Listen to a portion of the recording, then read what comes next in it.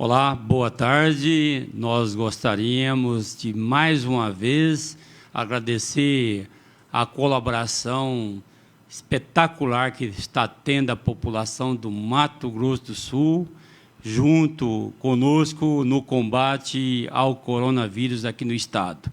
Pedir mais uma vez que a gente redobre as nossas forças e que a gente siga aquilo que a Organização Mundial de Saúde, que o Ministério da Saúde, que a Secretaria de Estado de Saúde e as Secretarias Municipais de Saúde orientam. Nesse momento, a cada um de nós temos o dever de fazer com que a pandemia do coronavírus não seja tão expressiva aqui no Mato Grosso do Sul. Estou aqui ao lado da doutora Cristine Maimone, nossa secretária adjunta, que vai daqui a pouco fazer a leitura do boletim. Hoje, a situação real no Estado. Nós estamos aqui também, que ao final falará o nosso secretário de governo, o senhor Eduardo Riedel, e dizer que uma das questões que nos chega e que nós queremos fazer aqui a apresentação é como vai se dar a assistência aos pacientes que forem vitimados pelo coronavírus e que precisarem de leitos, tanto leitos clínicos como leitos de semi-intensivo e leitos de UTI no estado de Mato Grosso do Sul. Nossa equipe elaborou um mapa do Mato Grosso do Sul e que nós gostaríamos que passasse aqui para que a população possa ter a noção e possa ter as informações acerca dos atendimentos. O primeiro mapa está apontando para os leitos clínicos que nós vamos disponibilizar à população para os pacientes, aqueles não críticos. Então, estamos tendo aqui a distribuição, 239 leitos, e acabamos de pactuar na CIB, que é a Comissão Intergestora de Bipartite, que reúne a Secretaria de Estado de Saúde e reúne a representação de todos os 79 secretários e secretárias municipais de saúde. Esses leitos clínicos, 239, estão localizados aqui na nossa capital.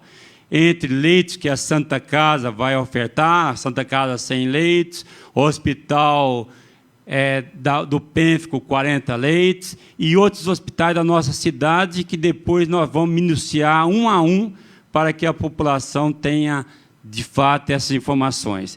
Na região de Dourados, ou seja, o Hospital Regional de Cirurgia de Dourados, que é o hospital do Estado, que o Estado montou lá e que é dirigido por uma organização social, todo esse hospital vai ser transformado em leitos clínicos para pacientes não graves, portadores do Covid-19. São 32 leitos.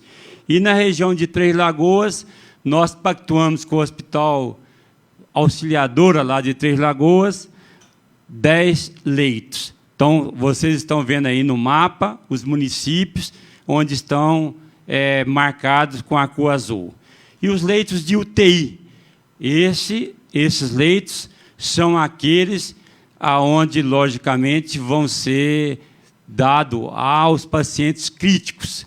Nós temos, para Corumbá, 10 leitos. Temos aqui Sidrolândia, 3 leitos. Ponta Porã, 10 leitos, que vão ser acrescidos, já está na montagem final. E nos próximos dias nós haveremos de mostrar, através de imagens, o Hospital Dr. José Simone Neto, lá em Ponta Porã, estrutura anexa. 4 leitos lá na cidade de Costa Rica, na região norte, e na região leste do estado, Paranaíba. Já montado 10 leitos, também vamos mostrar daqui uns dias todos os leitos montados. Três Lagoas, com 10 leitos no Hospital Auxiliadora.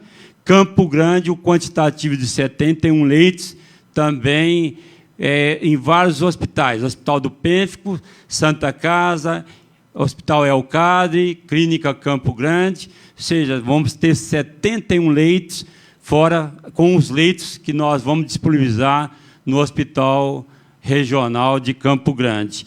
E Dourados, com 17 leitos, que vão ser colocados à disposição da população, 10 leitos no Hospital da Vida, 4 leitos no Hospital Evangélico e 3 leitos no Hospital Santa Rita, perfazendo um total de 135 leitos já contratualizados e aprovados pela CIB, que foi feito hoje pelo método virtual, ou seja, por uma conferência com todos os secretários, e que, a partir de agora, nós vamos encaminhar no Ministério da Saúde. O Ministério da Saúde vai fazer um financiamento parcial e o outro financiamento será feito pelo governo do Estado.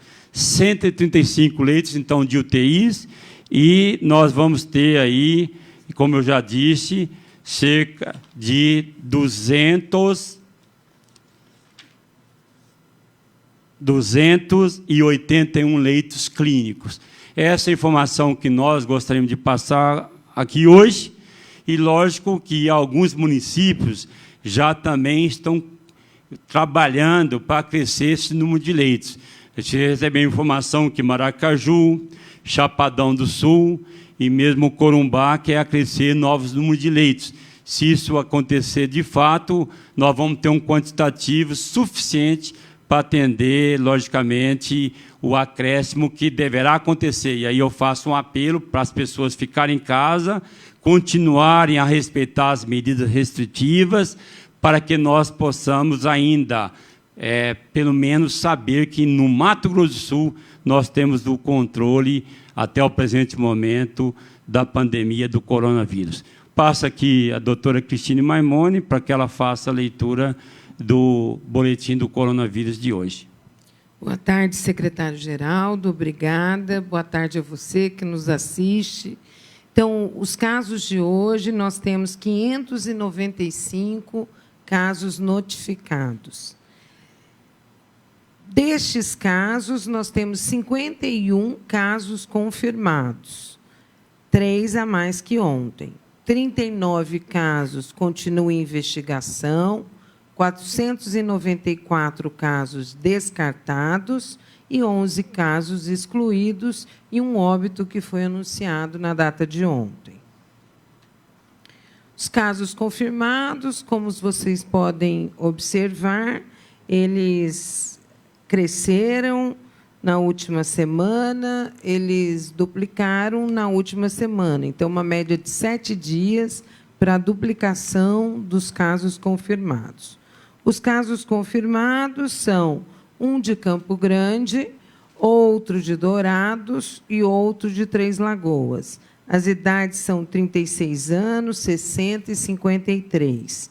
2 deles nós estamos ainda investigando, e um deles, o de Dourados, é vindo de São Paulo, de várias cidades do Nordeste. A situação desses pacientes, o de Campo Grande está em isolamento domiciliar e o de Dourados e o de Três Lagoas estão internados.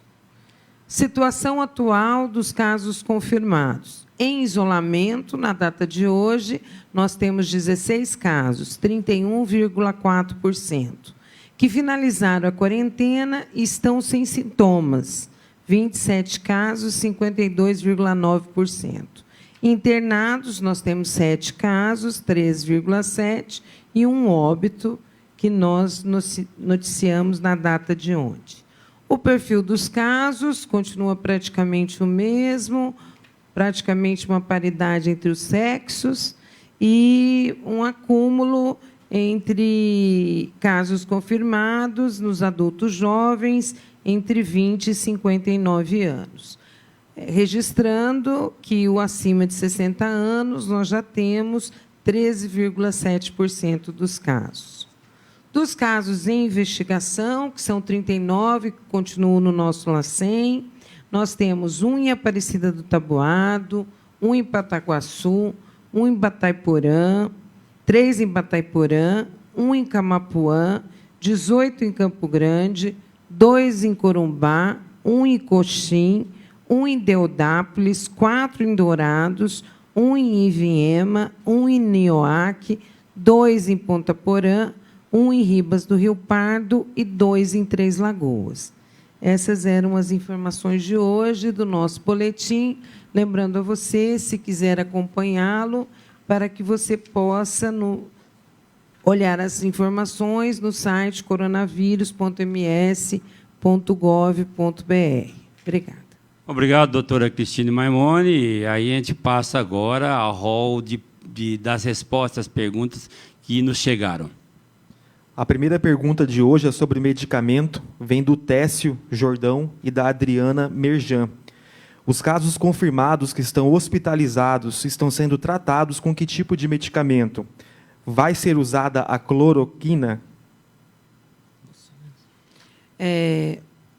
Nós apresentamos na live da semana passada a nota técnica da SCIT, que é a Secretaria de Ciência e Tecnologia do Ministério da Saúde, que faz recomendações para casos graves, sintomáticos, né, de cloroquina ou hidroxicloroquina.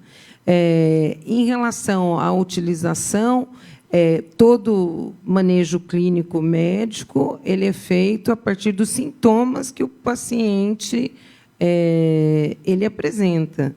Então, está disponível, nós temos na Casa da Saúde, estamos abastecendo todos os hospitais que necessitarem, e caso o médico que esteja conduzindo o quadro entenda a necessidade de utilizá-lo, a rede pública dispõe desse medicamento para fazer o uso observado pelo profissional médico. A próxima pergunta. Amanda Amorim, do jornal O Estado MS. Até ontem eram 554 casos levantados, sendo 457 descartados, uma média de 16 casos por dia. Ela gostaria de saber se esse descarte em relação à quantidade de testes que é feita, ou é a questão que o vírus não está se alastrando no Estado. Como foi dito, nós duplicamos na última semana o número de casos confirmados. Há um intenso trabalho de várias instituições que estão apoiando o nosso LACEN para a realização desses testes em até 48 horas. Então, na verdade, nós estamos fazendo um número de testes o máximo possível que conseguimos pelos testes que são nos encaminhados e pelas máquinas que nós temos. Então, nós ainda estamos numa situação extremamente confortável de responder ao profissional, à equipe de saúde, num tempo de até 48 horas, o resultado do exame, que pode ser descartado ou confirmado. Nós queremos agradecer aqui, mais uma vez, a toda a população do Mato Grosso do Sul, agradecer a toda a equipe da Secretaria de Saúde do Estado e todos os parceiros. As barreiras sanitárias, hoje eu vi, estão funcionando bem em todo o nosso Mato Grosso do Sul. E as medidas, daqui a pouco, nós vamos ter a fala do secretário de governo e acerca da decisão do nosso governo para os próximos dias. Um abraço. E até amanhã, só que eu faço aqui um chamamento. Amanhã, esse boletim deverá acontecer às 10h30. Então, nós gostaríamos, depois vamos publicizar, a partir de amanhã e daqui para frente, nós vamos fazer o boletim às 10h30, todos os dias. Um abraço e até a próxima oportunidade. Obrigada, boa tarde. Não esqueça, fique em casa.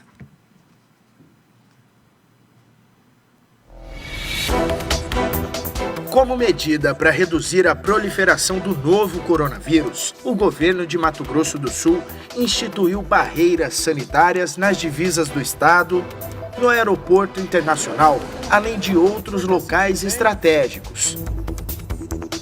A ação conjunta do governo do estado irá abordar milhares de pessoas que chegam a Mato Grosso do Sul todos os dias. Boa tarde. Oferecendo orientações e, se necessário, monitoramento e atendimento médico.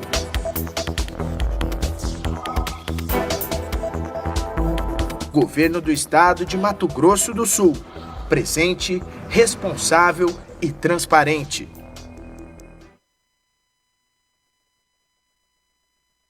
Boa tarde, Eduardo Correia Riedel aqui falando com vocês novamente.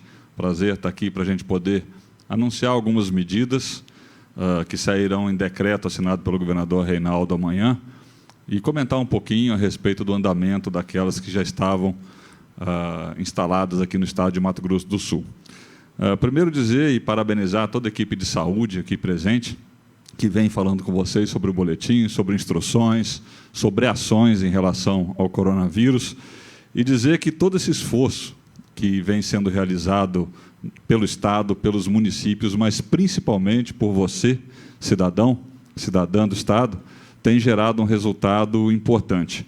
A gente vê essa curva de crescimento, a doutora Cristine comentou aqui, chegamos a 51 casos, mas dentro do contexto geral, nós estamos conseguindo fazer aquele famoso achatamento da curva. Isso é extremamente importante para a estruturação da saúde, para o sistema de saúde. Então, a gente tem que parabenizar a você, que tem tomado as medidas protetivas e de isolamento dentro do possível para que a gente combata a epidemia do coronavírus. Amanhã será publicado um decreto onde o governo determina a manutenção da suspensão das aulas presenciais em toda a rede estadual de ensino do estado de Mato Grosso do Sul até o dia 3 de maio. Os alunos estão tendo aula em casa, por várias modalidades, por plataformas, por contato com o WhatsApp. Aquele que não tem acesso a nenhum desses instrumentos pode ir na escola pegar o material em horários alternados, conversar com um profissional da educação.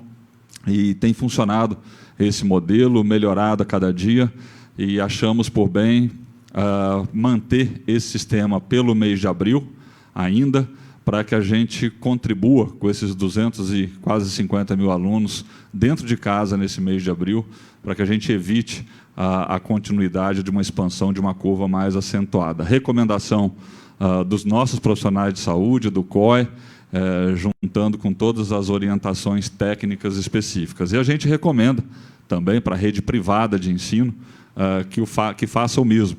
É uma decisão, óbvio, de cada estabelecimento, mas que a gente tem a expectativa de que boa parte deles irá acatar essa decisão em função da necessidade que a gente tem de diminuir a mobilidade das pessoas. Então, quero chamar a atenção, uma informação importante, né, a partir de segunda-feira, que seria o prazo que foi dado inicialmente para a suspensão das aulas presenciais, continua até dia 3 de maio na rede estadual de ensino.